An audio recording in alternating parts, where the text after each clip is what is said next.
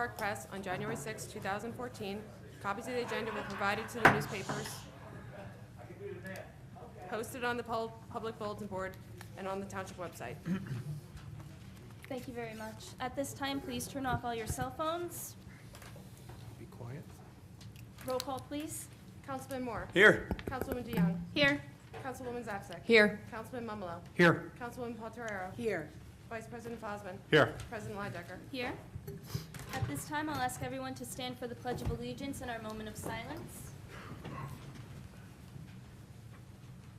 I pledge allegiance to the flag of the United States of America, To the republic for which it stands, one nation, under God, indivisible, with liberty and justice for all.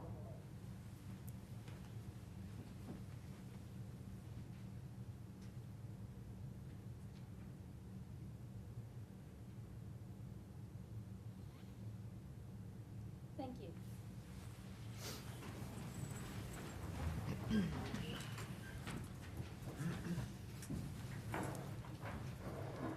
At this time, I'll ask our clerk to accept and file the reports, please. Thank you. And moving on, the approval of the March 4th, 2014 minutes. Motion and a second. Make a motion? Second. Motion made by Councilman Moore, seconded by Council Vice President Bosman. Roll call, please. Councilman Moore.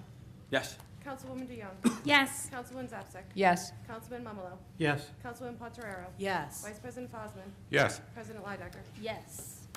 Okay, we have two presentations this evening. The first, I would like to introduce Ms. Carol Wolf. She's the president of Homes Now Inc. and Homes Now Chamber Bridge Project. She's also the executive director and vice president of Dottie's House and Friends of Dottie's House. And we do like seeing her at council. Thank you. Thank you so much. It's a pleasure to be here. This is the 15th year I come here on behalf of the Chambers Bridge residents, and I think you should all be very proud, and the entire community. Chambers Bridge residents, for those of you who don't know, is 184 apartments for low-income seniors with a set-aside for 24 developmentally disabled clients from the Arc of Ocean County. We operate at 99.4 capacity. We get subsidies from the federal government to keep the project going, and we're really thrilled and very happy with the whole project. And I apologize, this is Casey Duffy, who's my assistant executive director, and we're really pleased to be plugging along, and we have new projects in Brick that we're working on. We have probably provided housing, and I don't have the exact count, but because of the administration and the community in Brick, we have provided housing for hundreds and hundreds of people with special needs, victims of domestic violence, seniors, low-income families, and all people with other disabilities. And it's a joy, although I get frustrated at times, but we all do, but it's a joy to do what we do. And I want to thank you, all of you, Mayor Ducey, and I have to say we go back to 1993 doing this for the township, and it's a joy. Tonight I bring you $77,632, which is payment in lieu of taxes for the Chambers Bridge residents. To date, we have paid a total of $859,000 to the township for allowing us to run this project, which is an honor for all of us, and thank all of you. Thank you. Thank you very much.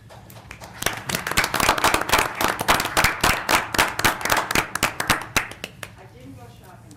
Thank you so much. Thank you.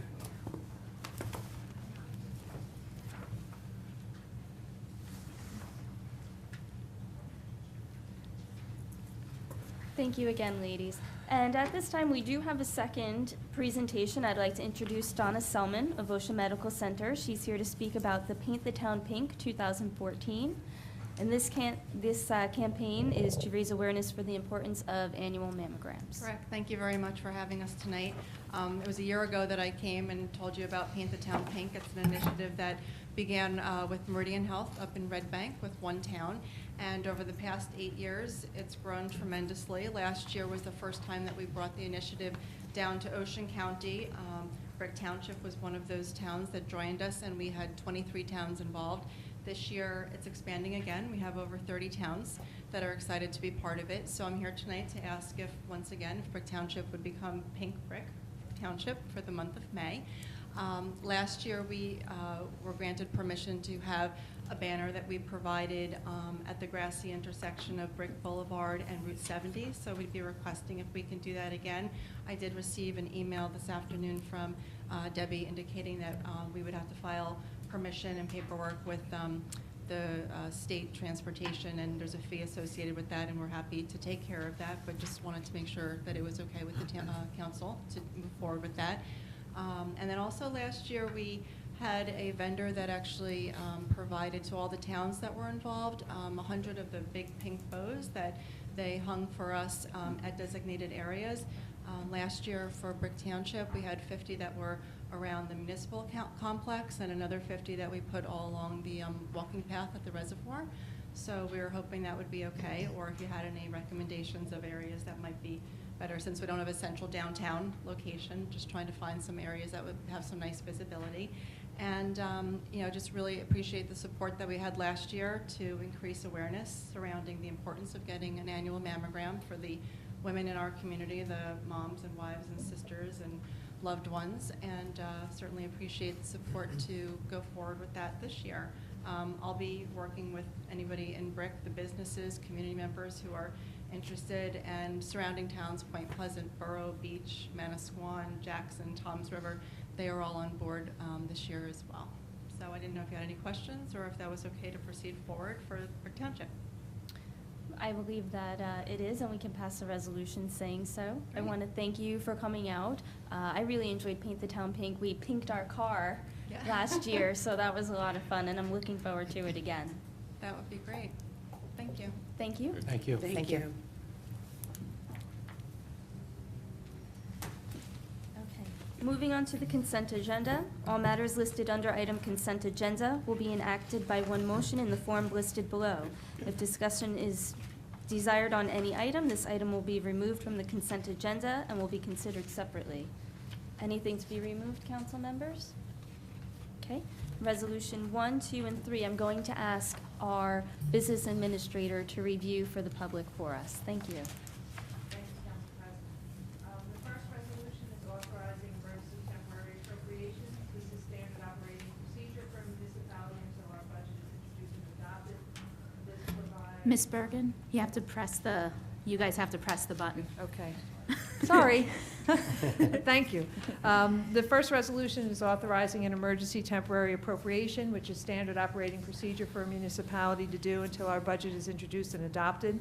It provides appropriations in a temporary budget so that we can pay bills, and which is very important, and our pension bill is due on April 1st. The appropriations transfers, this is our last transfer for this year, which again is standard operating procedures. If you have an unspent line item and you move it over into a line item that might be short a little bit of funds. And the third is capital budget, an amendment to the capital budget that we will talk about, and we have ordinances introduced this evening.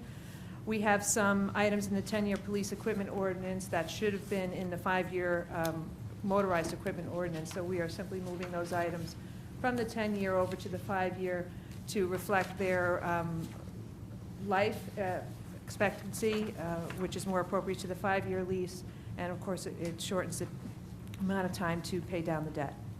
Thank you very much. Do any of the council members have questions about resolution 1, 2, and 3, being that they're budgetary items? Okay. Moving on to resolution number 4, authorize receipt of bids, site preparation for Windward Beach Playground.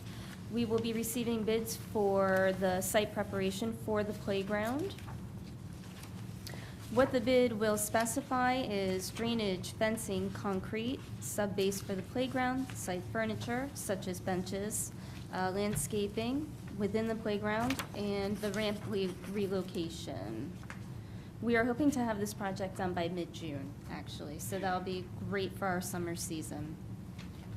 Resolution 5, authorize for HVAC services, use of proprietary language for municipal complex. Not too long ago, our township put in a very specialized HVAC unit, and it does require specialized knowledge, so to say, to keep it running properly. This is only for the township building, and to maintain our investment, we need an experienced technician who's been factory trained to work on the unit, including the software. It is a bid for 2 separate contracts, one for the complex and one for all of the other locations. It will be a 2-year contract due to expire on May 7th, 2014. To date, we have spent with Jersey State Controls just under $50,000, and with West Coast AC Heating, $53,416, for a total of $103,264,000. The funding for these projects will come out of the Building and Grounds Department. Resolution 6, authorize award of proposal for fair and open process. There's a need to retain professional services for our community development, planning, and housing rehabilitation services. We solicited proposals. The Township Council is satisfied with the proposals, and this will be going to Rehab Co. in the amount of $120,000 for a 1-year term, commencing on April 1st, 2014. There were 3 companies that put the bid out for this. One is LS Engineering that came in at $67,000. The mayor did direct our planning department to consult with this firm, considering that they are about half the cost of what our contract will be for. But upon further examination, because of all the different Sandy grants and funds that we have that go along with this, that company was not able to administer those funds properly. And then the third one was for $158,875. We have been doing business with Rehab Co. for quite some time, and the township is comfortable with them.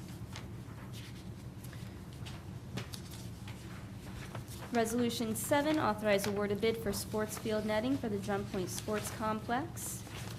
The bids were reviewed by our Director of Department of Parks and Recreation. It's for the purchase, delivery, and installation of sports field netting at the Drum Point Sports Complex, and it was awarded to Cross Country Cowboy in Hamilton, New Jersey. There was a second bid. Well, this bid, the contract will be for $22,951.34. The secondary bid was with Vivano Construction in Allentown, New Jersey for $33,960. So we took the lowest responsible bidder.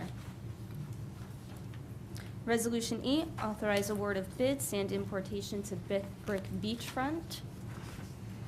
We went out to bid February 7th. The bids were reviewed by the township engineer, and we are awarding the bid to sand import, to Easton Concrete Materials in the amount of $1,120,500. The bid went out to 34 bidders on our list, 9 contractors responded, and 3 bids were submitted. The lowest bid was Eastern Concrete Materials. The sand will be delivered to Brick Beach 1 and 3. The other 2 bidders were Sahara Sand at $1.417 million and Cardinal Contracting at just under $1.7 million. Resolution 9, bond reduction releases. John and Gloria Fierro, John, who unfortunately is deceased, posted a Community First Bank irrevocable standby letter of credit in the amount of $62,335.98 and a cash performance bond in the amount of $6,926.22 for site improvements. TCB Associates had posted a cash performance bond in the same amount of the project. And our township engineer recommends that the Community First Bank standby letter of credit in the amount of $62,335,98 plus interest remaining in the inspection fund be returned to Gloria Fierro. And our favorite tax collector, 10A, is a disabled vet, 100% grant for, I'm going to butcher his name, Demetrius and Irene Georgilis in the amount of $10,135.84. There are tax overpayments for the year 2000. Sovereign Bank is being returned $571.70. City Mortgage, $22.36. And ICG Selnick Bank in the amount of $787. 10C, there was a state appeals being granted for Pedro and Sandra Escandon in the amount of $3,872.80. State 10D, state tax appeals reduced the assessment for 2012 and 13 from $356,500 to $305,000, so they will receive back $2,105.84 total. 10E, a state appeals was granted, which reduces the assessment for 2011 for 10th Venture in Paramount Realty, the total amount being $10,472.51. 10F, again, another state appeal granted for the year 2011 for 15th Venture LLC in Paramount Realty in the amount of $4,270.86. 10G, state appeals being granted, reduced the assessment for the year 2011 and 12 for 18th Venture and Paramount Realty in the amount of $7,968. 10H, state appeals being granted for 2013 for Chamber Bridge Development in the amount of $16,757.17. 10I, state appeal being granted, reduces the assessment for 2011, 12, and 13. For Dorado Investors Association, the total amount is $16,637.32. 10J, state appeals being granted for 2012 and 13 for MHB Associates in the amount of $2,044.50. State appeals being granted 10K for the assessment year 2010, 11, and 12 for Molly Investments in the amount of $78,915.55. 10L, state appeals being granted for 2011 to Bruce J. Stavisky Esquire for the benefit of Walgreens in the amount of $4,958.02. That is the end of our consent agenda. Motion and a call for second, please. Make a motion? Second. Motion made by Councilman Fosman, seconded by Councilwoman Pontorero. I'd like to open this to the public for questions. Mr. Finelli?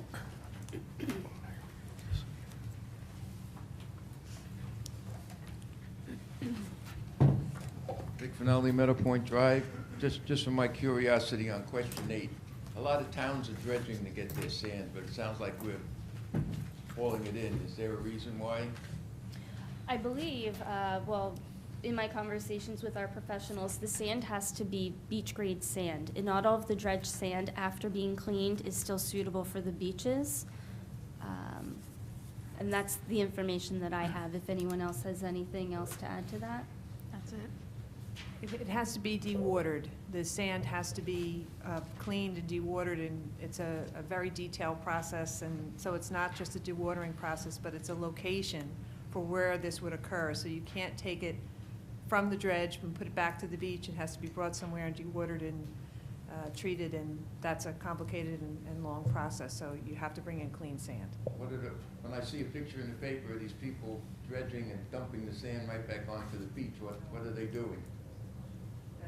Yeah, that could be the Army Corps, which That was is the Army. projects way offshore, bringing in, mining the sand, which is different from dredged sand. Okay, so it's a purity thing. I Yeah. like clean sand, thank you. Me too. Thank you. Yes. Mr. Reed?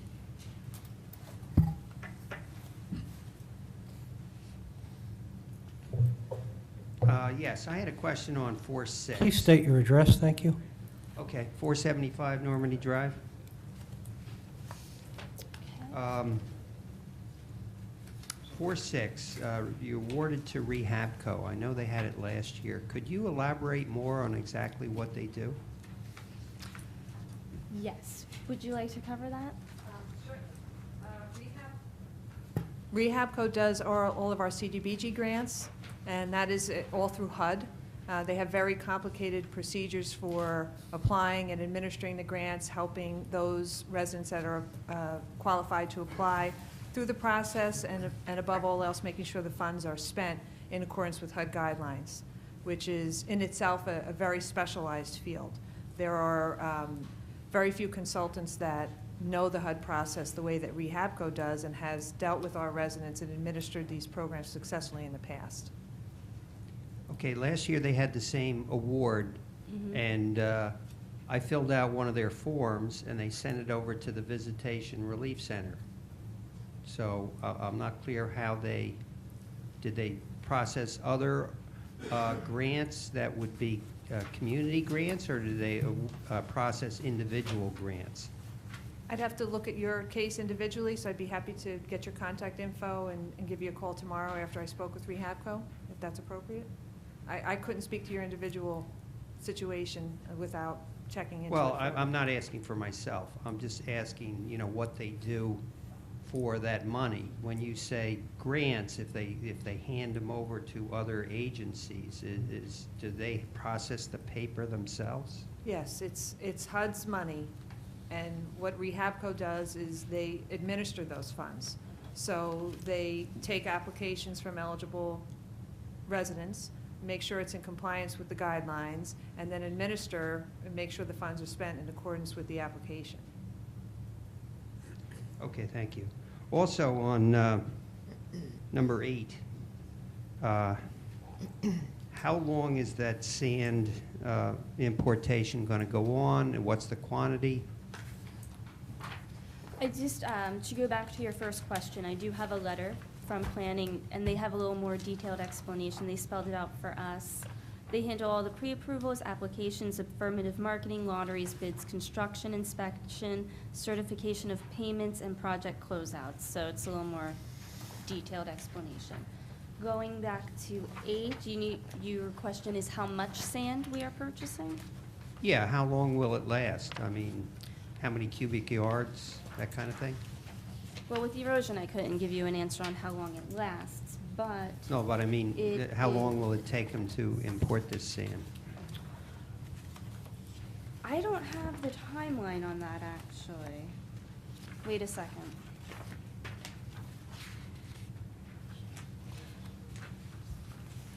Well, the sand is going over the wall, isn't it? So once the revetment goes up, then the sand would come in. It's So- going to be an ongoing thing, I could imagine. The wall's going to take several months to be put in. It's projected to start in June, projected to start in June. Steel has to be fabricated in the U.S. in order for that wall to be put in. So there could be some hiccups with that. So it's all going to be predicated on that. As far as once the sand gets in, once the wall starts, how they start the wall, we're not really sure on how that's going to be done yet. So this is the sand to be Behind on the the wall. ocean side Right, of from the wall. house side to the wall to go over. Army Corps then is going to come in the fall, and they're scheduled to start September, depending again on the wall, and pump in the beaches to make the beaches larger. I thought when it was first presented, they were going to put it on the ocean side, because if you just have the steel wall there and there's no sand, it's going to wash away. The Army Corps is going to be doing that side, from what my understanding was. We need to bring it over the wall, then they're going to fill in from the wall. Are you sure about that? I'm not positive, but I believe that's what was discussed. That would covering be the- we're different covering than the my wall. understanding. Well, you have to cover the wall, but the main part of seeing the plan where the wall is supposed to go, there's no sand on the east side of it at this time. That's where the Army Corps is going to pump in the sand. Yeah, but they're not planning on starting until the fall. Well, this isn't going to be completed till the fall anyway. This is not Yeah, a small, this is not a one-week project. This is going to take quite some time to, Yeah, but just putting the wall up without sand on the ocean side Well- is going to be a problem. well, hopefully So we're not. that's why- They're doing it in the months where we don't usually get nor'easters. Again, you don't know. That's something that we can't predict. Excuse me, Mr. Mumlo. Mother Nature Mayor? can throw another storm. We have no control. Yeah, it's 75,000 cubic yards, and it's going to cover, it's to cover the steel wall. So it's 75,000. There's two different types of sand. Natural beach sand for the embankment, 50,000 cubic yards, and then 25,000 cubic yards of 1 to 12 soil aggregate. whatever that is. Thank you. I think it's Thank just you. coarser sand. Okay. Mr. Lamb?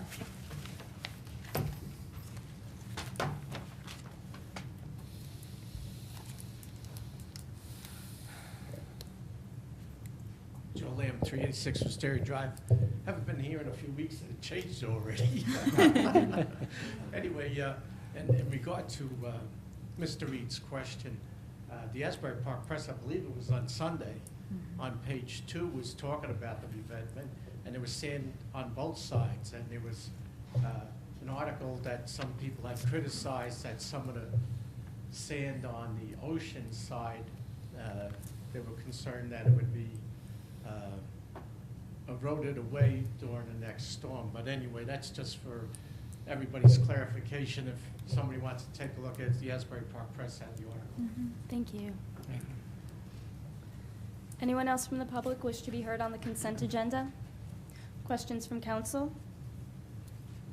I'll close at this time to council and public. Roll call, please. Councilman Moore. Yes. Councilwoman DeYoung. Yes. Councilwoman Zapsik. Yes. Councilman Momolo. Yes. Councilwoman Pontoriero. Yes. Vice President Fosman. Yes. President Leidecker. Yes. Moving on to bill resolution, computer 2014. Be it resolved by the Township Council of the Township of Brick that the following bills be paid and that the mayor and the clerk be and are hereby authorized to draw orders on the treasurers for the amount of the same. Computer bill resolution in the amount of $15,653,405.37. Thank you. Motion second. Make a motion? Second. Motion made by Council Vice President Fosman, seconded by Councilwoman DeYoung. Questions from the public on the computer bill resolutions? Questions from the council? Okay. Seeing none, I'll close and ask for a roll call. Councilman Moore. Abstain on Fire District Number 2, and yes to the rest. Councilwoman DeYoung. Yes. Councilwoman Zapsik. Abstain on New Jersey Press Media, yes to the rest. Councilman Momolo. Yes. Councilwoman Pontoriero. Yes. Vice President Fosman. Abstain on the MUA and yes to the rest. President Leidecker. Yes. Thank you. Bill Resolution Manual 2014.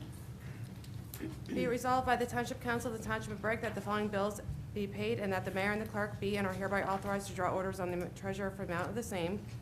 Manual bill resolution in the amount of $1,447,904.10. Thank you. Motion and second. Make a motion? Second. Motion made by Council Vice President Fosman, seconded by Councilwoman Zapsik. Questions from the public on the manual bill resolution 2014? Questions from council? Seeing none, I'll ask for a roll call, please. Councilman Moore. Abstain Township Payroll, and yes to the rest. Councilwoman DeYoung. Yes. Councilwoman Zapsik. Yes. Councilman Momolo. Yes. Councilwoman Pontoriero. Yes. Vice President Fosman. Yes. President Leidecker. Yes. Okay. We have a few ordinances on first reading. There is no public hearing on ordinances on the first reading. We'll begin with number 1, amend bond ordinance, please. An ordinance of the Township of Brick in the County of Ocean, New Jersey, amending ordinance number 27-13 of the Township finally adopted October 22nd, 2013, to provide for an additional purpose and increase the authorization appropriation in Section 220 costs provided therefore. Thank you. A brief explanation is on Resolution 3. Our new business administrator had spoke about the changes to the capital budget when it came to police materials. The police materials don't have a 10-year life. They need to be moved to the 5-year life. They were inadvertently, when the ordinance was originally written as 10-year life. So this is simply changing it from 10-year to 5-year. Motion and second, please. Make a motion? Second. Motion made by Council Vice President Fosman, seconded by Councilwoman Pontoriero. Roll call, please. Councilman Moore. Yes. Councilwoman DeYoung. Yes. Councilwoman Zapsik. Yes. Councilman Momolo. Yes. Councilwoman Pontoriero. Yes. Vice President Fosman. Yes. President Leidecker. Yes. Ordinance 2 on second reading, amend bond ordinance 10-year life again. An ordinance of the Township of Brick in the County of Ocean, New Jersey, amending ordinance number 29-13 of the Township finally adopted on October 22nd, 2013, to amend one of the purposes and reduce the authorization appropriation in Section 220 costs provided therefore. Okay, again, this is just changing police equipment from 10-year life to 5-year life. It was incorrectly put in the police equipment ordinance when it should have been in the motorized equipment ordinance. Motion and second? Motion. Second. Motion made by Councilwoman DeYoung, seconded by Councilman Moore. Roll call, please. Councilman Moore? Yes. Councilman DeYoung? Yes. Councilwoman Zapsek? Yes. Councilman Mamalo? Yes. Councilwoman Pontoriero? Yes. Vice President Fosman? Yes. President Leidecker? Yes. Ordinance number 4, amend Chapter 175 fees, emergency medical services.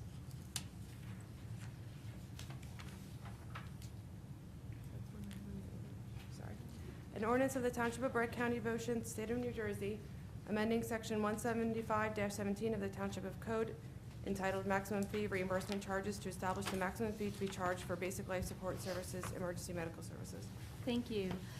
We are changing the rates of collection for our emergency medical services. The fee used to be $650 per medical transport. We're now changing it to $800. The mileage used to be $10 per mile. We're now changing it to $30 per mile. And we are just pretty much catching up with everyone else in how they do their billing. Motion and second, please. Make a motion? Second. Motion made by Councilman Mumolo, seconded by Council Vice President Fosman. Roll call, please. Councilman Moore? Yes. Councilman DeYoung? Yes. Councilwoman Zapsek? Yes. Councilman Mamalo? Yes. Councilwoman Pontoriero? Yes. Vice President Fosman? Yes. President Leidecker? Yes. We have to go back to 5-3. 5-3. Okay.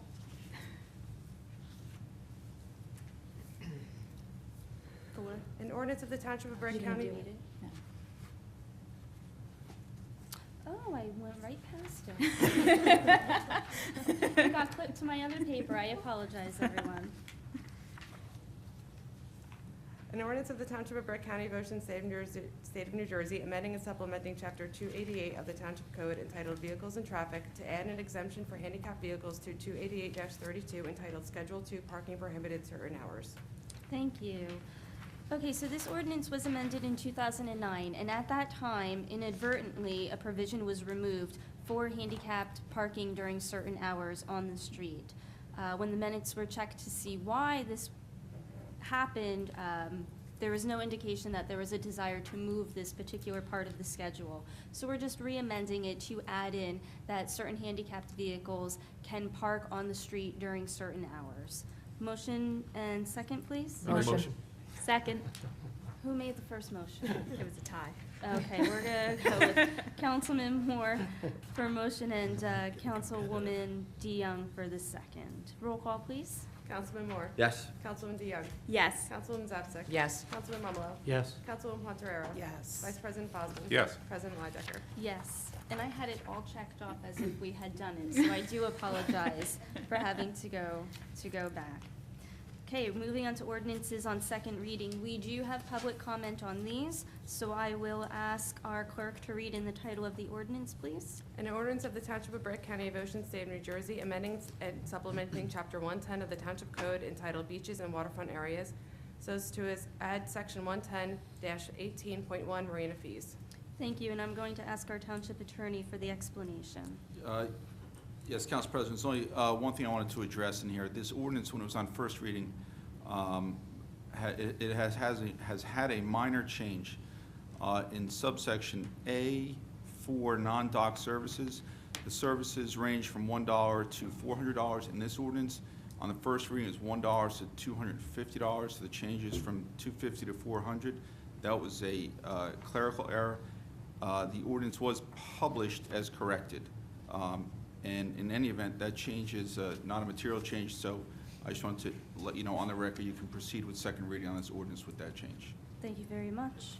Motion and second? Make a motion. Second. Motion made by Council Vice President Fosman, seconded by Councilwoman DeYoung, and I will open to the public at this time. Council questions? Seeing none from public or council, I will close. Roll call, please. Councilman Moore? Yes. Councilwoman DeYoung? Yes. Councilwoman Zapsek? Yes. Councilman Mamalo? Yes. Councilwoman Pontoriero? Yes. Vice President Fosman? Yes. President Leidecker? Yes. Ordinance on second reading for fees. An ordinance of the Township of Brick, County of Ocean, State of New Jersey, amending the Township Code of the Township of Brick so as to amend Chapter 175, Article 3, Section 7, entitled Fees, Recreation Programs, Fees for the Programs enumerated. Thank you. As we discussed 2 weeks ago, there was one minor change made to this. If you go down to A, fee range, type of program, event paid by individuals, the fee range was $5 to $200. It is now $5 to $250. Motion and second, please. Make a motion? Second. Motion made by Council Vice President Fosman, seconded by Councilwoman Pontorero. At this time, I'll open to public. Council questions? Seeing no questions from public or council, I will close. Roll call, please. Councilman Moore? Yes. Councilwoman DeYoung? Yes. Councilwoman Zapsik? Yes. Councilman Momolo? Yes. Councilwoman Pontorero? Yes. Vice President Fosman? Yes. President Lydecker? Yes.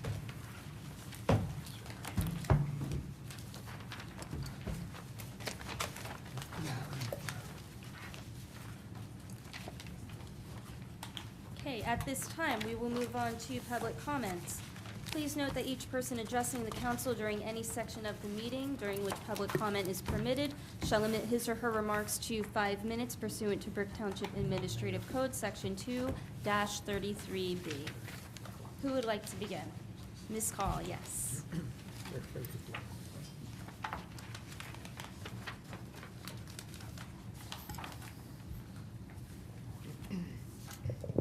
Dan Carl, 18 Greenbrier Boulevard. I think I'm going to do this every meeting. Please don't use a consent agenda when you have not had a meeting at which you inform us of all the information that goes into your deliberation on how to vote. Take each one and take the call for the item, the roll call for the vote. I didn't bring it up tonight because they were not serious enough, but I'm gonna bring it up the next time and ask you to separate every one of them out for a full explanation, so I understand why you're voting a particular way. And since George Scott isn't here tonight, I'm going to be Mr. Scott, and I'm going to take up the matter of the 5 minutes for comments. That's comments. And you may consider it a matter of semantics, but there is a distinct difference between 5 minutes now for me to make such comments and setting a time limit on a quest for information. In effect, a verbal Oprah Records request, which is information on your resolutions and your ordinances. That should not have any clock on it. If something goes on for an excessive period of time and you're repeating yourself because somebody is continuing to ask the same question, you have the right to curtail it. But other than that, you should not put a limit on it because in effect, your back and forth is counted into it. It shouldn't be a timed response, and I noticed that with one of the gentlemen, the clock was running. So that's my things for tonight. I hope you all had a wonderful St. Patrick's Day. I did. Good. Thank you. Any other public comments? Yes, ma'am.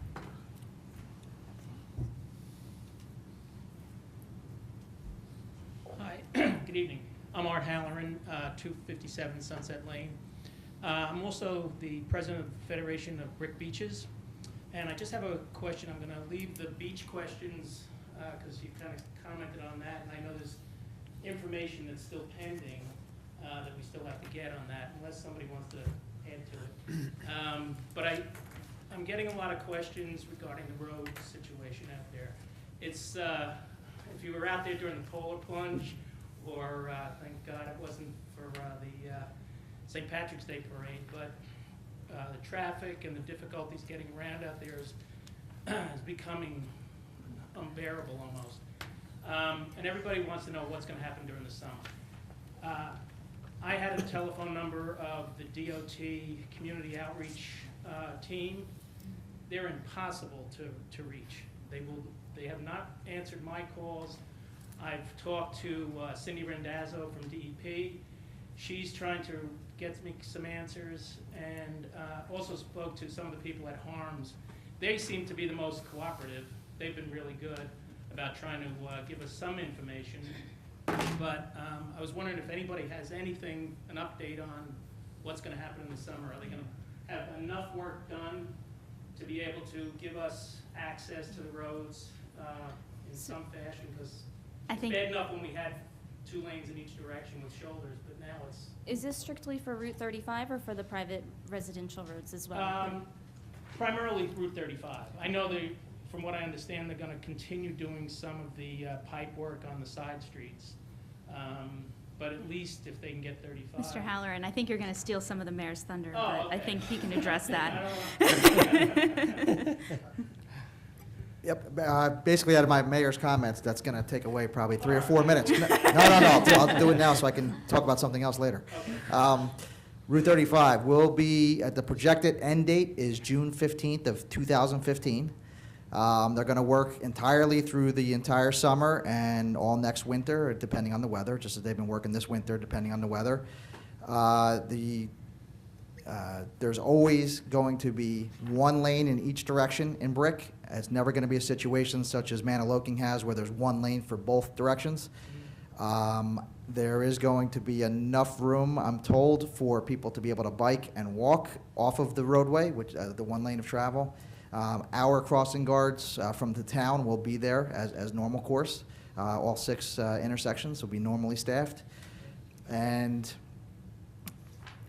I think that's basically a summary. The DOT came and they did a little presentation for us last Friday, and myself and Councilwoman DeYoung were there. And they're also going to, I asked them if they could please do a presentation for, the Federation, and they agreed to do that, but they wanted to wait until closer to the summer so that in case that June 15th date got moved, of next year I'm talking about, they would... I heard that clearly, that it was next year. Yes. For the actual holiday weekend, it doesn't make sense to me, but this is what they said. For Memorial Day weekend, they're going to stop working on Thursday, and they're going to continue working Thursday at noon, and pick up again on Tuesday morning. So they're not going to be working, but it's not going to be 2 lanes of access. Everything's still going to be blocked off. It's going to be only the 1 lane of traffic, but there's not going to be physical work going on. And then I said, well, actually July 4th is a busier weekend than Memorial Day, and they didn't think of that. And they're going to look back at whether or not they should maybe possibly do the same thing, stop work for July 4th weekend. I guess maybe I'll tell them about Labor Day, which is another big weekend. Well, it's going to be difficult because that 1 lane is going to be really tight. Yeah. The amount of additional traffic that we get down there. Yeah, as you know, when you go north, where it always bottlenecks by, where it goes down to 1 lane, that bottlenecked area is now going to be down in Lavalette, where it goes where it'll go from 2 lanes to 1 lane. So at least we don't have the bottleneck problem going north, but we're going to... They've actually opened up 2 lanes, or a lane, they've got some of it paved up in Maniloking and Bayhead already. Yeah. And they're actually rerouting into the traffic onto it. So it looks like they might get that portion, the northern portion above Brick, at least onto some new pavement by the summer. Yeah, it's definitely on new pavement. And also, what good came out of the meeting was also the 37 intersection and 35 is going to be completed, I think, before Memorial Day, they said. So that'll ease up some of the people coming over through Toms River over to the island that way. Oh, good. Okay, thank you very much. Appreciate it. Thank you. Thank you for the information, Councilwoman, Mayor. Appreciate that. Yes, Michelle.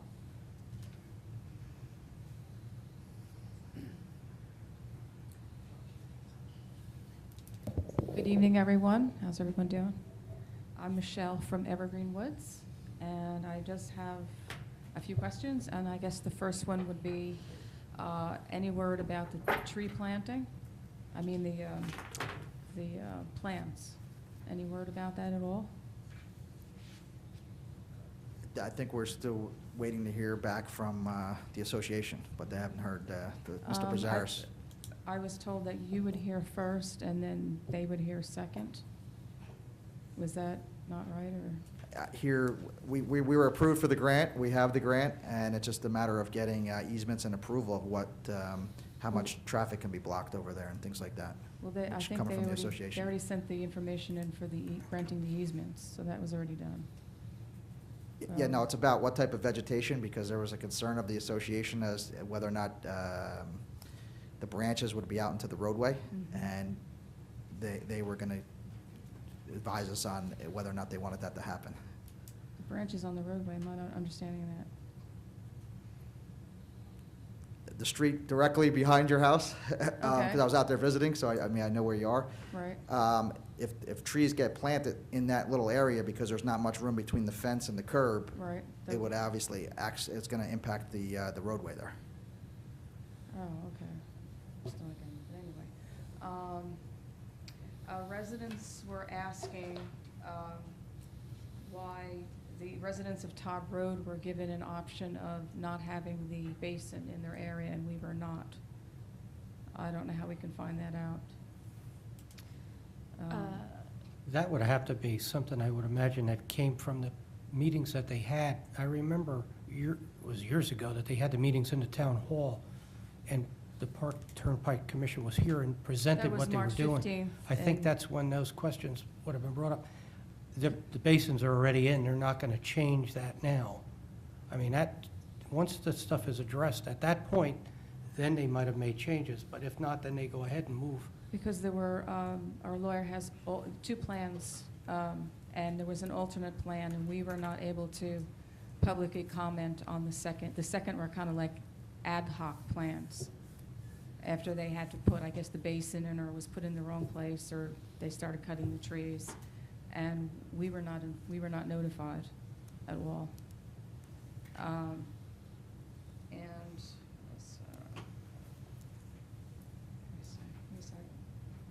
Also, we decided that on our own, we're going to be doing a video. And on the video, we're going to have residents comment. We're going to do much like Laurelbrook did in East Brunswick. And we're going to debunk all of the myths propagated by the Turnpike Authority. And we will let you know when that's going to be. It's still in the planning stages, and we'll invite any council members that want to come. If the council's not able to go, then we can actually splice in anything you want to give us into the video. I have someone that can do that for us. Okay, and then we might need some help kind of broadcasting it, so if anybody has any contacts in the press, that would be great. We could use help with that. We met with the Ocean County engineers. We were actually put onto the Ocean County engineers after we told the freeholder would work with us. And the only thing that the Ocean County engineers came up with was that since the basin is in there and the road, the highway has to be so wide, if it has moved laterally towards us, then we would be able to get a noise study. So the thing now is how to find out if the highway has moved laterally since the basin was put in and we had those ad hoc plans, how, we don't know how that was modified. And so we would really like some way of getting that information. So I don't know how we can do that. I don't know if everybody's willing to give it up, that information, but we would like to know that because we could do a noise study, which we should have gotten. There's also the Assembly in New Jersey is putting forth a plan to have more oversight on all the transportation authorities. And we've asked that the Turnpike Authority be added to that because of all their mismanagement and putting people off and just being pretty heartless with anyone that's suffering for what they did. So, let me see, anything else? Yeah, because and also, now the DEP mandated that the retention basin go in an area not based upon need, and then it issued itself a permit. So I don't know how we could do anything about that because that's like investigating yourself or your own department. You know what I mean? You can just put forth your own permits and have someone give a cursory review of something and then push it through. And I think that something was fishy with that. I don't know how we can find out about that either. We haven't find anything about that. So that would be a great help too. I don't know where we would look, where to look even for that. I don't know if anybody knows where we can look for something like that. Have you spoke to the state legislative, our representatives, Wolf, Holzapfel, and McGuckin? We actually met with Holzapfel last year, Mm-hmm. and pretty much he was intimidated by the Turnpike Authority, and what we got was that berm that you can actually stand, and I can stand and look Yeah. over, and I'm pretty much, so that's all that was really done, and he was afraid to piss them off and then not have any communication at all, so what we did, you had actually spoken to Wisniewski? So we actually had a writing campaign where everybody was sending their emails, and I've got the lawyer and the property manager to also contact him, and I actually made a phone call to, start making some noise about that. I don't really know what else to do at this point.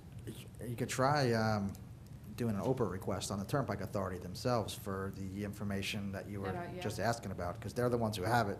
Right. And they're subject to Oprah as well, even though, you wouldn't think of them as a government. For but- all these things, then, they have Mm-hmm. to. Yeah, if you do an Oprah request for, because you wouldn't think of them as a government, but obviously, as you know, because of all the red tape, they are. Yeah. So just do an Oprah request directly to them and see what, turns out that way. All right. Okay, thank you. Thank you.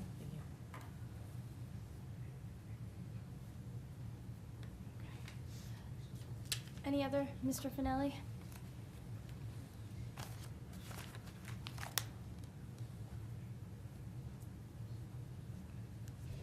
Just a couple more questions on my favorite place, the beach.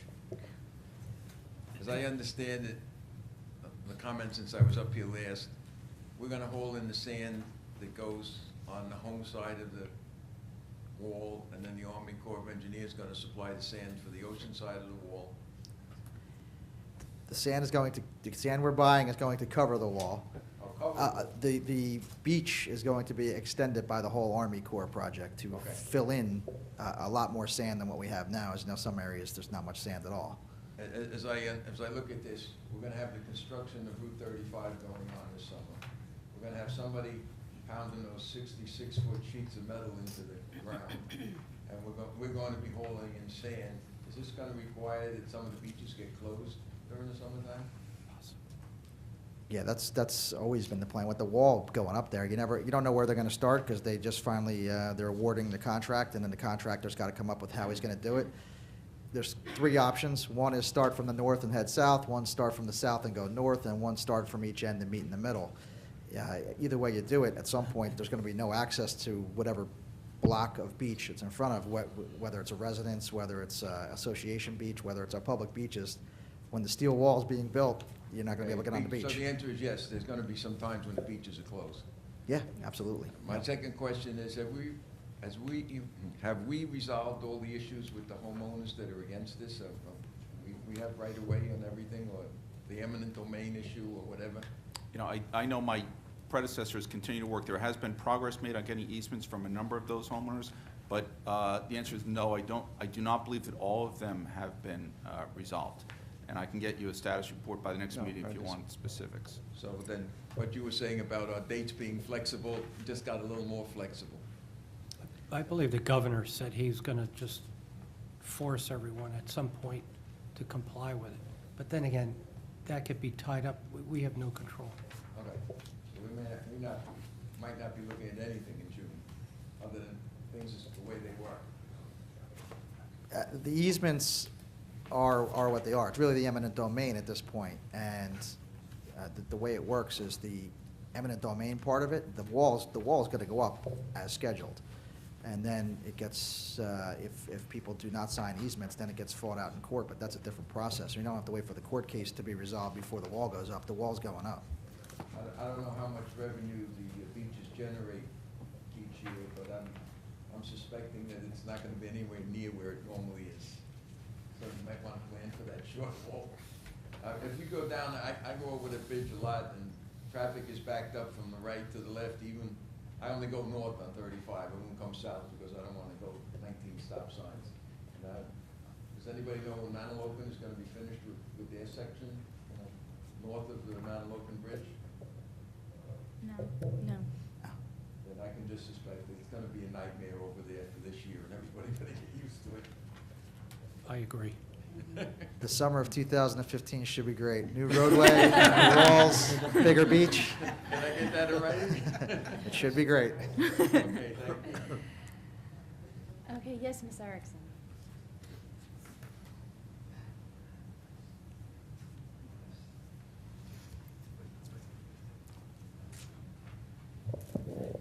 Hi, Kathy Erickson, Greenbrier. Mayor Ducey said something at the last council meeting about Councilwoman Pontanero reviewing the bylaws of the various adult communities with an eye on changing them. I could explain for you, okay? What we're doing is, as a group, we're comparing and contrasting different bylaws from different communities with the hopes of anyone who wants to see any changes to their specific bylaws, helping them and assisting them. It's not a call to arms to make changes. It's only for people who want maybe ideas on what they can improve on. Some of the bylaws are great. Some of them are not so great. I know. And it's important that everyone have access to the information so that they can make decisions as a development of what works for their community. So that's the intention. Okay, because, I mean, all communities have a board of trustees. Absolutely. All residents have copies of the bylaws. And any community that wants to change their bylaws has within their bylaws a method for changing them. You're absolutely It's correct. not an easy method, You're absolutely correct. but it can be done. But there are many, many seniors who are intimidated by the process of going to the board to make changes, who don't understand how to make changes. So what the hope is providing them with the information for them to make the choices. So unlike someone like you who's here and in the know, my goal is to help everyone have access to the information so that they know that change is possible and how to effectuate it. That's all. Good luck. I'll need it. We tried to change our bylaws, and they were very simple changes. And we could not. It took us like 4 months to get the needed number to count the ballots. Because most people say, oh, I'm not interested in that, I'm not interested in that, I'm not interested in that. So for the few that want to change them, the vast majority really don't care. In my experience, based on the number of phone calls that I get almost on a daily basis at my office, a vast number of people want to make changes. They just don't know how to do it. So I want to provide them with the wherewithal and the ability to help them learn how to make the changes, following their own bylaws of their respective community, and encouraging them that even though that process may be difficult, tedious, and It long, is. it is possible. It is. And it should happen if the residents in those communities want changes. There are some great bylaws for some communities, and they should be shared so that everyone can live with the same abilities that those people have. Yeah. I don't want it just reserved for one development and not shared with others. So that's the point, Yeah. just to share the knowledge and educate our residents and our seniors who are a vulnerable class of people, and we have people who don't even know that they can make changes, or, like I said, are very intimidated to approach their board, intimidated to go to the meetings. So that's the purpose of the bylaw reformation. We were concerned that, because we know a while back, and I don't know if the state is still trying to do it, they were trying to standardize There was bylaws. legislation a number of years ago that dealt Yeah. with uniformity in some of the bylaws. Have you actually looked at that legislation? No. Okay, I would say to you, that's something you may want to look at. A number of states do have it. It's not necessarily what you've heard. Some of the standardization, uniformization deals with just some basic needs that people have to live peaceably. So at this point, my concern is just for us Brick residents and for our seniors in Brick, just to have whatever rules that they want to live by and Yeah. learning how to make the changes. No, that's fine. But thank you for your question, because Well, it's our gonna concern- enlighten more people, more seniors in our Well, community that's about this it. issue. And our concern is if government gets involved in our bylaws. It is then not my every role. Yeah, every government entity has a taxing base, a fee base, and we don't want the government coming in and telling us That what is to do. not the purpose at all. I Good. want to empower the citizens. They decide what they want to change. They decide if they want to change things. I want to help them, to educate them and tell them how. That's all. Excellent. No, that's fine. I'm glad we clarified that. Thanks so much. Good job. Any other members from the public wish to be heard this evening? Mr. Reed?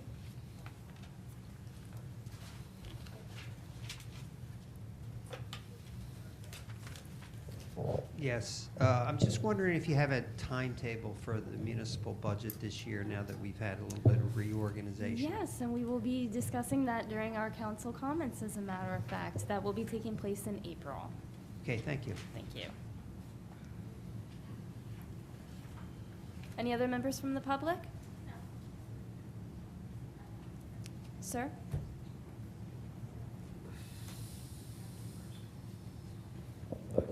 My name is Marty Abramson. I'm at 1234 Eagle Court in Toms River.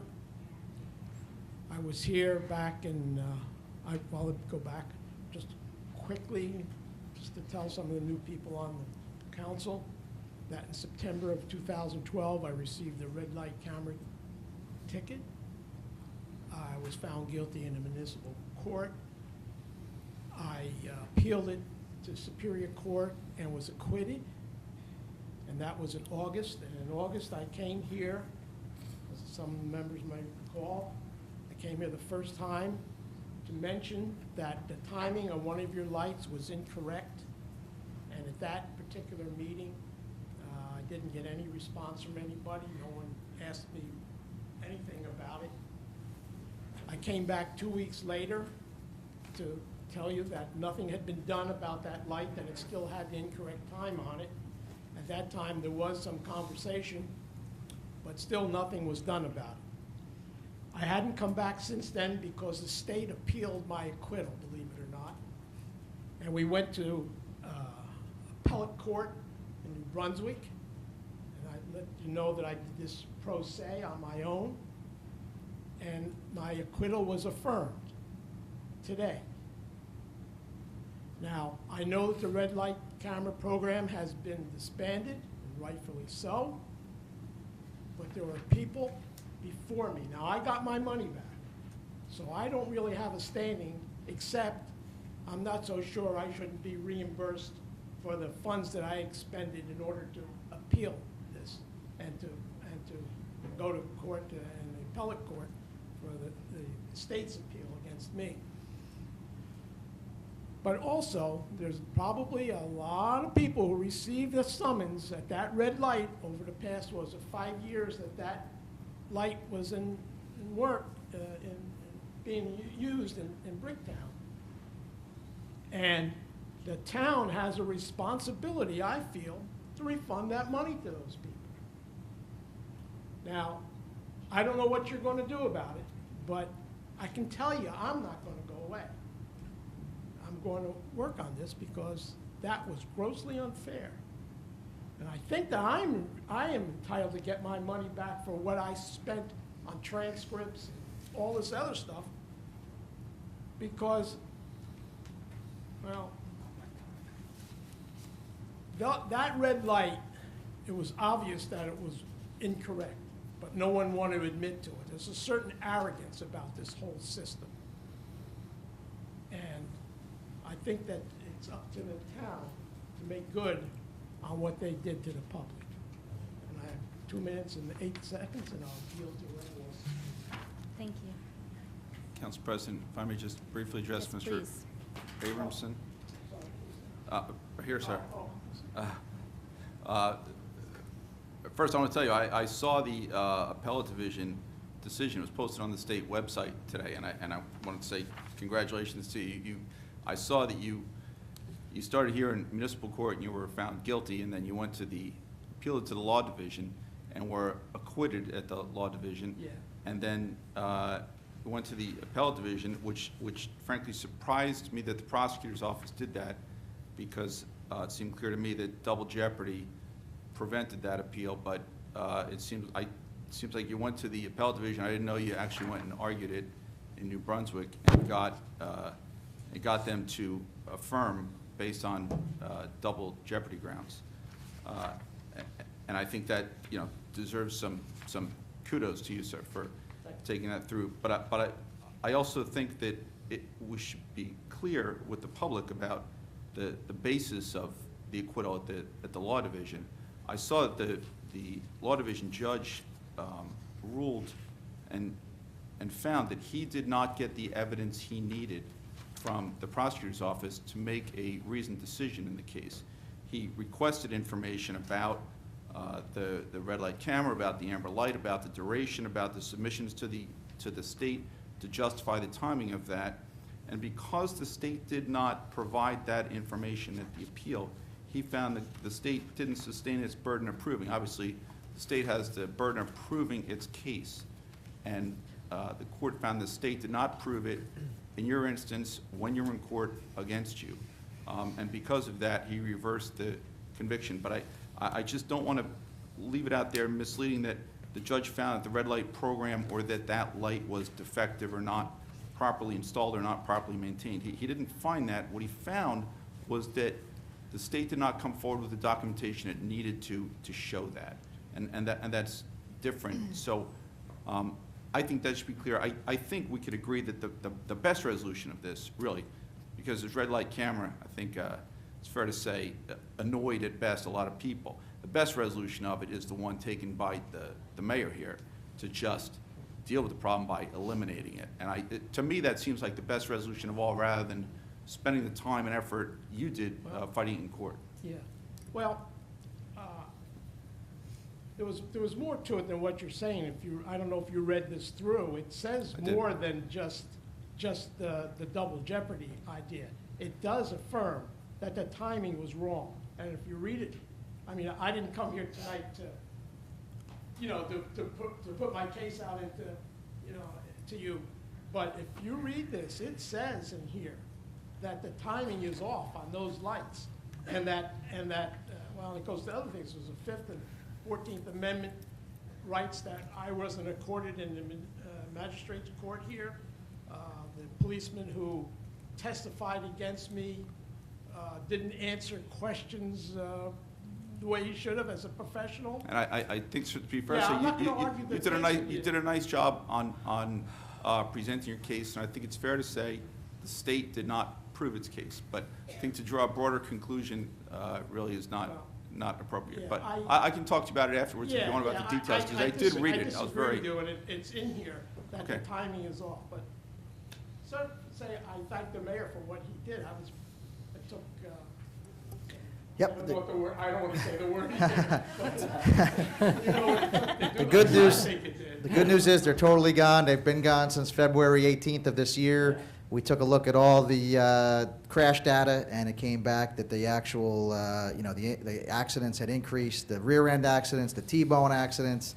It was nothing but a really, the way I would phrase it is because it was a money grab due to the fact that it was there because it was supposed to be there for safety, and then the actual opposite of safety was happening at each of the intersections. So it was a total money grab. It's gone. It will not, will not be back. I feel that the people who paid, who were fined, should have their money returned because those lights were not properly timed.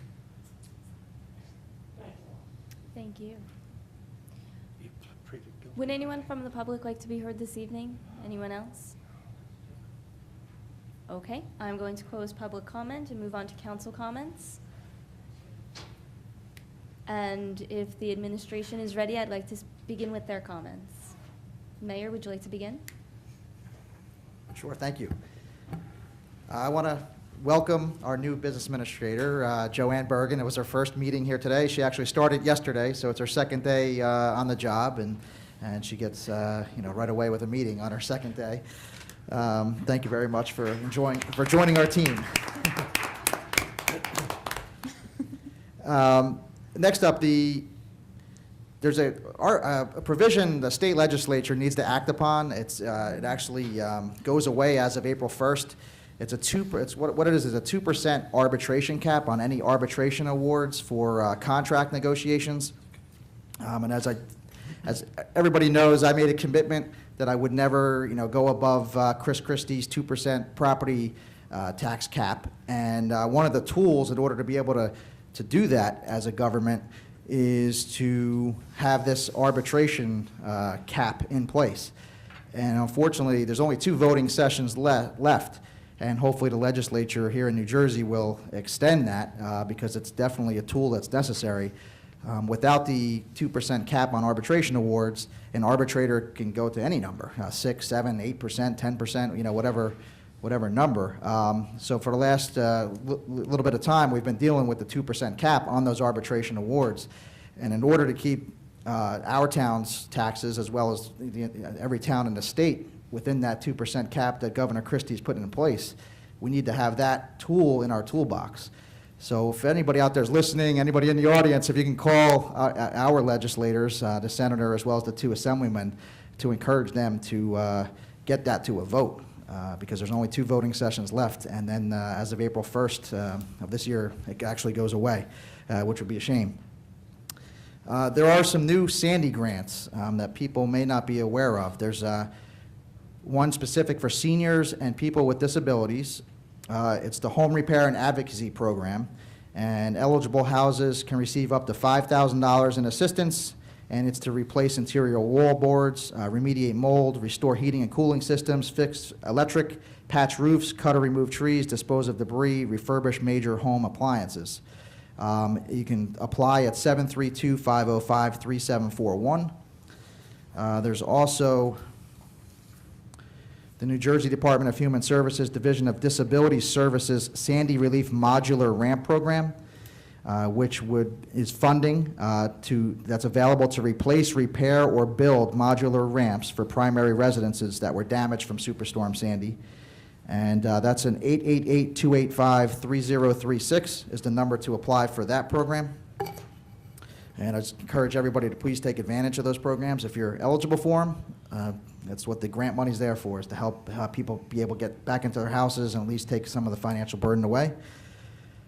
I was able to go to National Reading Month was last month, and I hadn't been able to speak about it at the last meeting because I was talking about my 100-day plan and I didn't want to talk too long. But I did go to first Drum Point Road School. Mrs. Johnson's class made this great card welcoming me to their class, and I was able to read them a book. I also went to Osborneville School and was able to do a little talk to all the kids there about the importance of reading and what reading meant to me as I grew up. And then I was at Midstream School for reading a Dr. Seuss book there as well. We've had a number of mayor's out nights. So far, I've been to Greenbrier 1 Kiwanis Club, Greenbrier 1 Board of Trustees, the Pavilion, and tomorrow night I'm going to be at the Brandywine Assisted Living. And I'm also scheduled in the future for Cedar Village, Wedgewood Place, and Princeton Commons Men's Club. So if any other communities or members of the public are interested in me coming out to speak with your club or organization, just please contact my office, 732-262-1240. And lastly, we have, I announced it on January 1st. It's a property tax relief program here in town, rewards program. We have the name of it now. It's called Buy in Brick. And basically, it's to help people with their property taxes if they spend money here in Brick at our merchants. And it's also to help merchants here in town bring new business and additional business into their businesses. We are at the stage now where we're looking for sponsors for the actual rewards card. And the way the program works is you get a card, just as you get at ShopRite or CVS, and it's a rewards card. And let's say there's a merchant that decides, let's say there's a restaurant that decides to be part of the program, and we're in that stage too of signing businesses up. If a restaurant decides to be part of the program and offer a 10% reward, what happens is you go to that restaurant as a citizen and you buy, let's say it's a $100 meal, and I'm using round numbers just to make it easier. You buy a $100 meal, you eat your meal, you pay your $100 just as you normally would, and if that restaurant had offered a 10% reward, that restaurant would take $90 and put it in their bank account, and they take $10 of your bill, and it goes off to the administrator of the company and what happened of the program. And on the third quarter, on your third quarter tax bill, you'll have a credit for $7.50.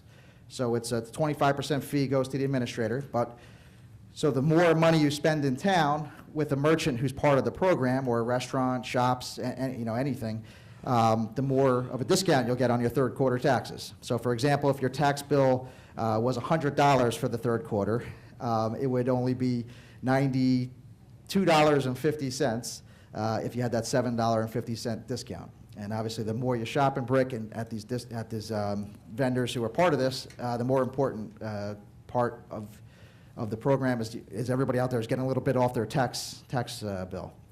And what we're at the stage now is looking for sponsors for the actual cards. And because there's some businesses out there that cannot be a part of the program. And an example of that is a bank, because a bank isn't really going to offer any type of discount to anybody. So the only way they could really be involved is to be a sponsor of the card. So each and every time a citizen pulls out the card, they're going to see that bank logo on the back. And there's some other examples. There's nursing homes, a number of different, probably car dealerships. They might not want to be part of the percentage program, but they can be card sponsors. So anybody out there who's interested, please contact my office, 732-262-1240, and we need to get these sponsors for the cards as soon as possible, hopefully by April 1st, because we want to start the program this summer so that everybody can take advantage of it so they can see some relief in the third quarter. And I want to thank, I know Carol Wolf had left. I wanted to thank her for her presentation here today, as well as Donna Selman of Ocean Medical Center for the Paint the Town Pink. Thank you very much, both organizations, for everything you do for our town. And I thank you very much. Thank you. Ms. Bergen, would you? As the mayor said, it's the end of my second day, and I would just like to take a quick opportunity to thank the mayor and council and especially the employees for a tremendously warm welcome. I couldn't have scripted a better first day if I wanted in my wildest dreams. So it was, I'm looking forward to a very long and productive relationship working with the mayor and council and supporting the township employees in all of their efforts to serve you, the residents of the town. So thanks for the opportunity, and I'm really looking forward to working with everybody. Thank you. Mr. Starkey, anything to add? No, nothing for me tonight, thank you. Ladies? Okay. Councilman Moore? Thank you, Madam President. Yes, as I look into the audience, I don't see Mr. Scott here with us tonight. But on a positive note, and I always like positive feedback from our public, Mr. Scott had his 11th grandchild. So he was born on St. Patrick's Day, and they named him Kieran. So to Mr. Scott and his family, congratulations, and God bless. Also, again, not this Friday, next Friday, March 28th, is our Brick Township benefit, Helping Hands benefit basketball game. It's going to be held across the street at the Brick Township High School East Gym at 7:30. Tickets can be purchased at the door. And this is for a family. Wyatt Kubar, who is helping, he's got a 12-year-old, they have a 12-year-old son that has, it's called Ewing sarcoma cancer. And he's going through some orthopedic surgery to remove a tumor, and this is their 24th annual Helping Hands that they do. So I expect or hope that the whole town comes out to support the family. They do have some pretty intensive bills, if you can imagine, on his surgery.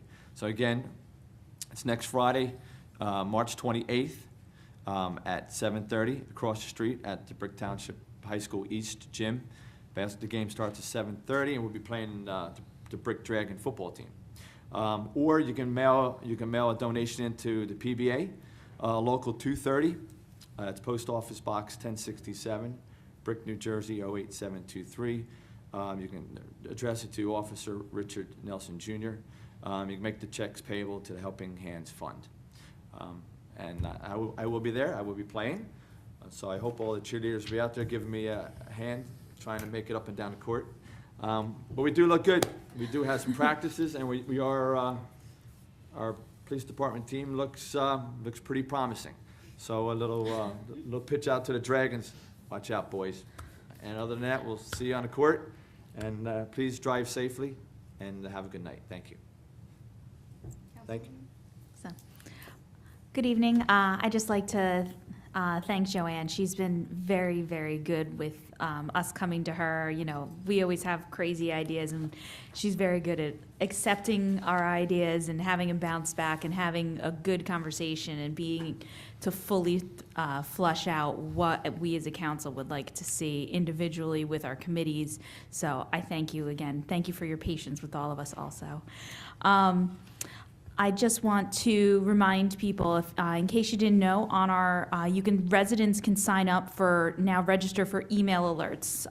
We send out an email to, if you send an email to municipalupdate@twp.brick.nj.us with the word subscribe in the subject line, you can sign up for our email alerts. They're all different things. You know, they could be snow related, they could be about Mayor's Night In, it could be Mayor's Night Out, it could be all different things relating to the township. Or what you could do, probably be easier, is go to our township website, and down the bottom left-hand corner, there is a icon that you can push for municipal updates, and it pops right up, and you can just send out the email. They have it all set up for you. Also, right there on the webpage is the pothole icon, that if you have if you know of a pothole, just put in the base of the email very specific where the potholes are, so Mr. Campbell and the DPW can go and fill them. They've been doing a great job around town. Now, these are only for township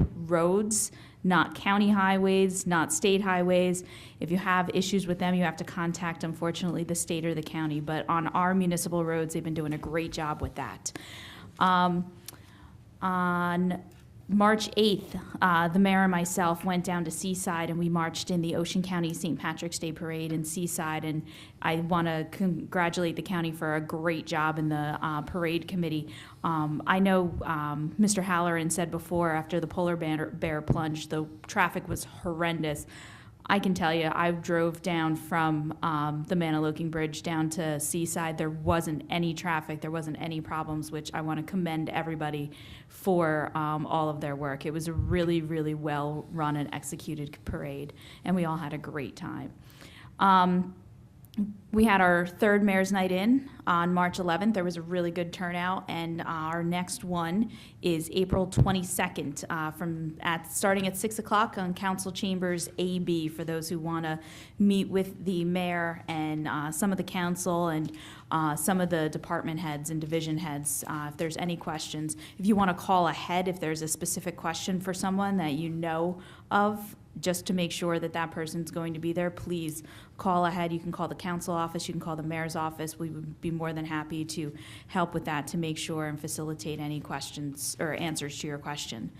Also, this last week, on Friday, Councilman Mumolo and Mayor Ducey and myself, we went over to the Chamber of Commerce's meet and greet the mayor and council over at the VOTEC. The lunch was great.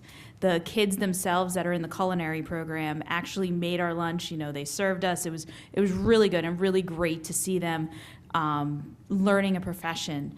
And then afterwards, they took us on a tour of the actual VOTEC, which I know I was shocked to find out there was so much going on. They have photography. They had 5 car lifts that I had no idea what was there. Council Mumolo knew all about it. I had no idea.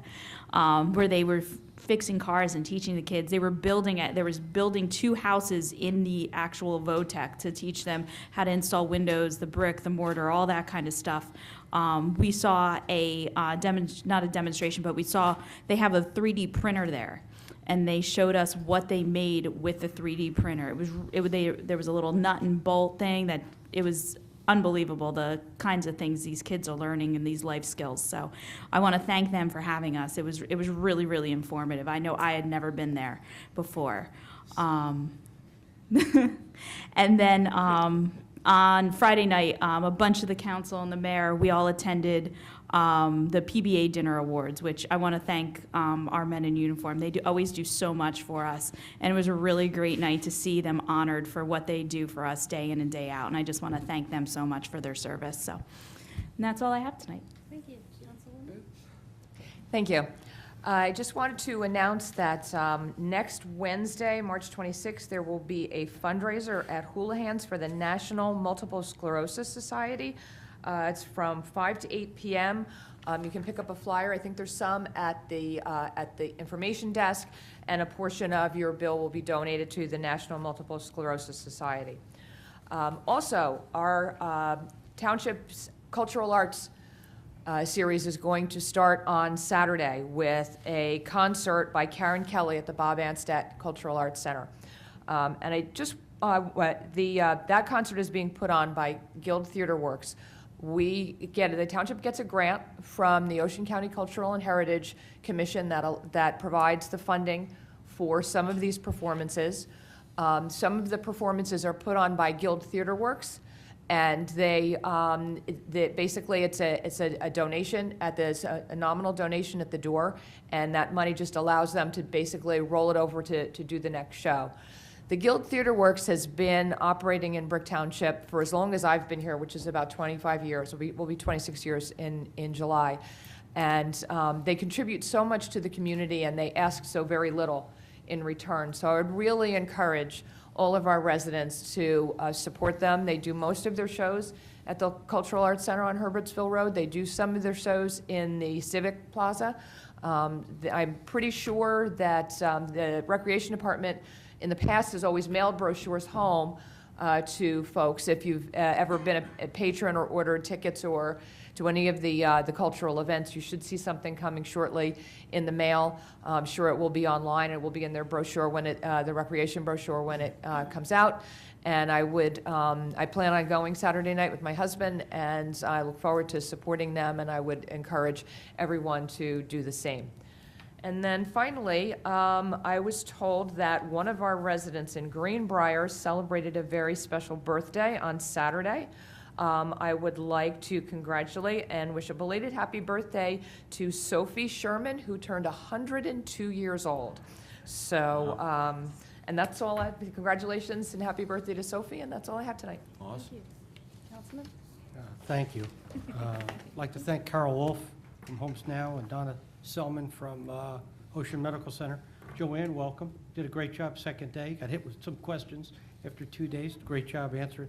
It's difficult being fourth when you've gone to all these different things, so I'd like to ditto on everybody what they said.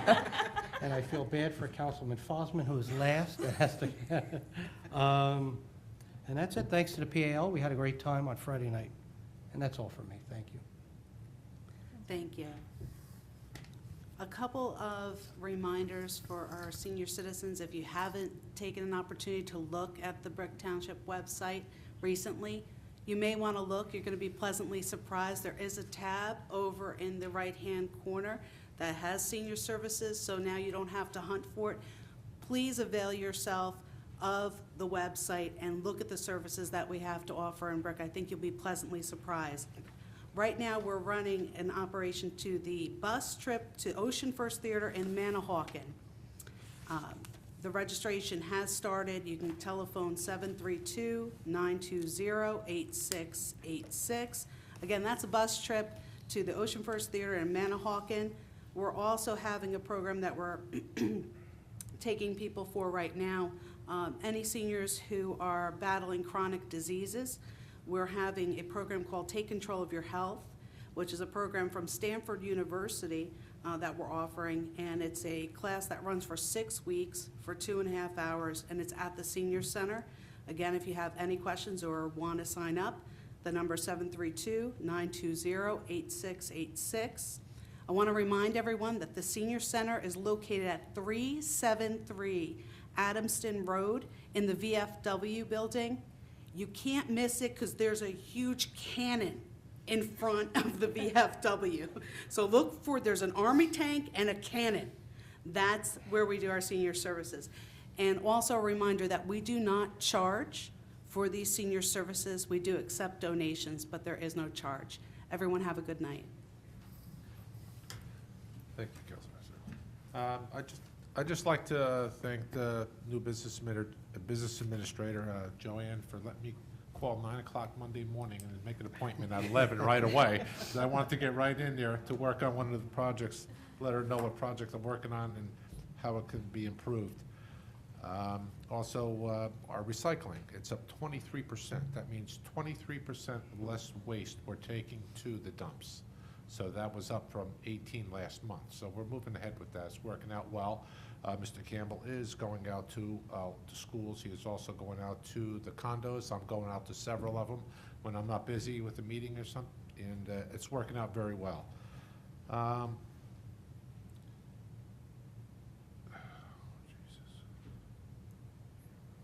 Oh, the marina fees.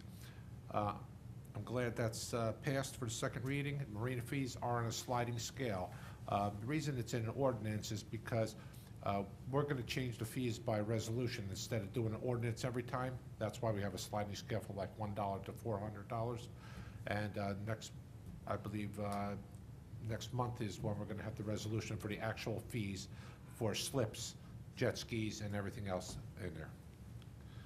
And I also went to the PBA Awards dinner with all the councilmen and mayor, and it was very rewarding. Thank you, Council President. Councilman, did you have something to add? I did forget, my mother celebrated her 90th birthday on Saturday, Oh. and I forgot to wish her happy birthday, Mom. We had a big party for her, but she'll be watching. Thank you. I'm glad you remembered that, you know. Clear You'd now. be in big trouble. Councilman Fussman. Okay.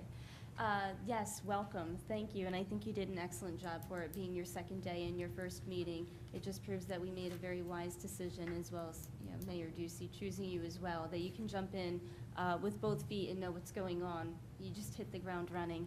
And I'd like to thank Jessica and Jillian for joining us this evening. Unfortunately, Lynette is a little under the weather, and Jen had she's taking some leave of absence at this time, but thank you very much for gracing us with your presence.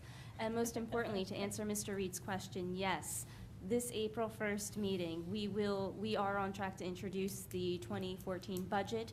We will also start our budget hearings as well. We will be joined by our CFO, Scott Pizzaris, to go over all of the financial departments. That includes administration, tax assessor, and the like. And our Chief Berquist will be here to answer questions and discuss the police department budget as well. Our next meeting, of course, is the 1st at 7 o'clock. I hope you all can make it. And can I have a motion and a second to close? Make a motion? Second. All in favor? Aye. Meeting closed. Thank you. Mr. Reed. Got can I that speak one.